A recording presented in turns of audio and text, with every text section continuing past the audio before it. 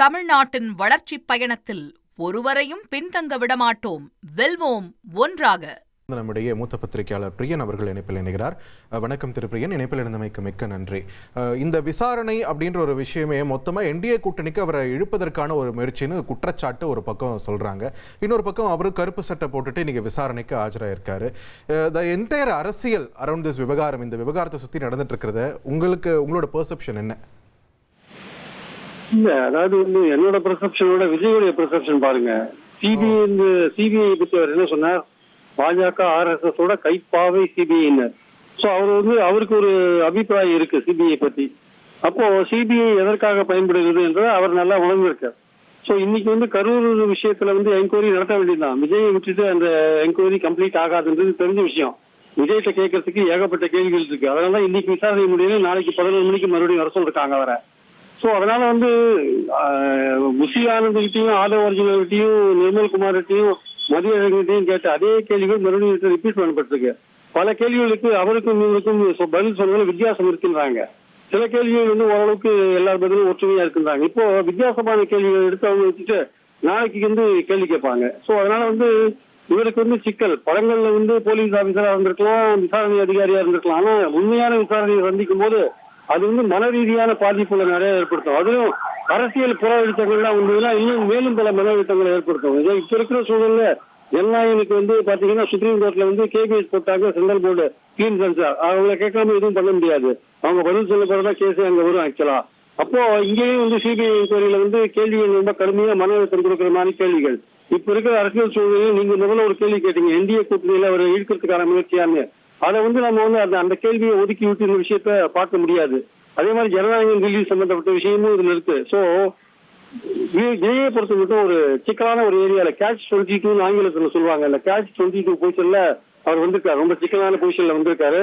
இருந்தாலும் அவர் என்ன எதிர்பார்க்கிறார் சிபிஐ அவர்கிட்ட என்ன எதிர்பார்க்குது, இல்ல பாஜக அவர்கிட்ட என்ன எதிர்பார்க்குது, விஜய் பாஜக என்ன எதிர்பார்க்கிறாரு. கடந்த ஒரு மாச காலமாக பாஜகவை தீவிரமாக விமர்சிக்காமல் இருந்து வந்தார் விஜய் என்பதை முக்கியமா நம்ம கவனிக்கணும்.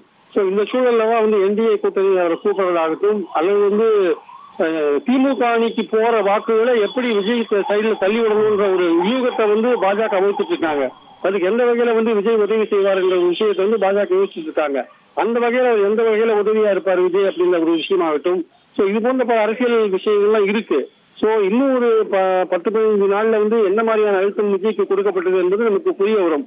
ஸோ இப்போதைய சூழலில் நாளைக்கு விசாரணை தொடரும் போது நிச்சயமாக விஜய்க்கு தொடர்ந்து ஒரு மன அழுத்தம் கொடுப்பதற்கான வாய்ப்புகள் இருக்கு என்பதுதான் என்னுடைய கருத்து. பிரியன், இப்போ இது கூட்டணி அரசியலை எப்படியாவது இல்லை புகுத்தணும், அதுக்காக இது நடவடிக்கை தான் இது அப்படின்ற மாதிரியான குற்றச்சாட்டுகள் ஒரு பக்கம் போயிட்டு இருக்கு. இன்னொரு பக்கம் இங்கே தமிழகத்தில் ஈக்குவேஷன் மாறுமான்னு ஒரு பார்வையும் வந்துட்டு தான் இருக்கு. பிஜேபியோட சேரணும்னு இவங்க எதிர்பார்க்குறாங்க. இதே நேரத்தில் காங்கிரஸ் நட்புக்கரம் நீட்டுறதையும் நம்ம தொடர்ந்து பார்த்துட்டு இருக்கோம். ஒருவேளை இதுவுமே இதில் ஒரு கணக்கு தானோ, டிஎம்கே கூட்டணியை உடைக்கணும் அப்படின்றதுக்கான ஒரு கணக்கு தானோ? இல்ல, அதாவது இதுல அடிப்படையான விஷயம் திமுகவுக்கு போற ஓட்ட எவ்வளவு தூரம் விஜய்க்கு தள்ளி விட முடியும்ன்றது அதான் முதல் பிளான் ஆக்சுவலா. அதன் மூலமாக அதிமுகவுக்கு குறைவான ஒரு சேதத்தை உண்டாக்கணும். சோ விஜய் எந்த அளவுக்கு அதுல பயன்படுத்த முடியும்ன்றதான் பாயிண்ட் அதுல. சோ அதுல பாஜகவை கொள்கை எதிரி என்று சொல்லுகின்ற விஜய் பாஜகவை கடந்த ஒரு மாச காலமாக தீவிரமாக விமர்சிக்காமல் இருக்கிறார். அதே சமயம் பாத்தீங்கன்னா காங்கிரஸோட ஒரு பேச்சுவார்த்தை நடத்தி கொண்டிருக்கிறார் என்ற ஒரு விஷயமும் போயிட்டு இருக்கு. ஆனால் காங்கிரஸோட ஒரு இணைய என்ன ஆகுதுன்னா பிஜேபிக்கும் விஜய்க்கும் தான் பிரச்சனை அப்படின்ற மாதிரியான ஒரு விஷயம் வந்துட்டு இருக்கோம். அப்ப பிஜேபிக்கும் விஜய்க்கும் பிரச்சனை அப்படின்னா பார்வையில மக்களுடைய பார்வையில என்ன ஆகுதுன்னா திமுகவோட பாஜக தான் விஜய்க்கு ரொம்ப எதிரியா இருக்கு அப்படின்ற போது அந்த ஓட்டுக்களை திமுகவுக்கு போற பாஜக எதிர்ப்போட்டுகளை விஜய்க்கு தள்ளி விடுற ஒரு விஷயம் நடக்கும்ன்றதை நம்ம பாக்குறோம்.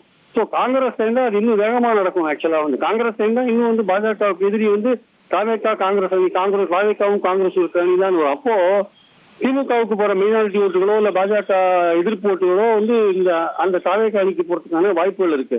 பாஜகவுடைய நோக்கம் அதுதான். அவங்க வின் பண்றாங்களோ இல்லையோ அவங்களுக்கு குறைவான சேதத்தோட எதிரணியான திமுகவுக்கு பலமான சேதத்தை விஜய் மூலமா உண்டாக்கணும். அதை எப்படி பண்றது?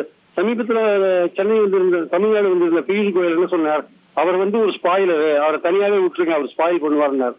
அப்போ அவர் எந்த அளவுக்கு அவர் ஸ்பாயில் பண்ண எவ்வளவு அதிகமா ஸ்பாயில் பண்ண முடியுமோ அவ்வளவு அதிகமா திமுக அணியை ஸ்பாயில் பண்றதுக்கான அந்த வாய்ப்பை அந்த பாஜக உருவாக்குறதுக்கான முயற்சியில் இறங்கியிருக்காங்க. ஆனால் அதே சமயம் பாஜக என்ன நினைக்கிறதோ அதை விஜய் செய்ய வேண்டிய அவசியம் இருக்கு. விஜய் என்ன சிபிஐ எதிர்பார்க்கிறாரோ, அதாவது சதி போன்ற விஷயங்கள் அவர் சொல்லியிருக்காருல்ல, அந்த மாதிரி விஷயங்களை சிபிஐ ஓகே பண்ணாங்கன்னா தான் இந்த விஷயங்கள்லாம் நடக்கும். ஸோ பாஜக வச்ச சில விஷயங்கள் இன்னைக்கு விஜய்கிட்ட நடக்கலைன்றதான் உண்மை. அதனால தான் என்கொயரி நாளைக்கு போயிருக்கு. ரைட், நன்றி திரு பிரியன். இணைப்பில் உங்களுடைய கருத்துக்களை பகிர்வு செய்தமைக்கு. நேயர்களே, சிபிஐ விசாரணை இன்று நிறைவு பெற்றிருக்கிறது. இதனைத் தொடர்ந்து தாவேக தலைவர் விஜய் தான் தங்கியிருந்த ஹோட்டலுக்கு புறப்பட்டு சென்றிருக்கிறார். இன்று காலை 11:30 மணி அளவில் தொடங்கிய விசாரணை மதிய உணவு இடைவேளைக்கு பிறகு மாலை 6:30 மணி அளவில் நிறைவு பெற்று அவர் தனது அறைக்கு சென்றிருக்கிறார். இது தொடர்பான முக்கிய செய்தியை நாம் பார்த்து வருகிறோம். தமிழ்நாட்டின் வளர்ச்சிப் பயணத்தில் ஒருவரையும் பின்தங்க விடமாட்டோம், வெல்வோம் ஒன்றாக.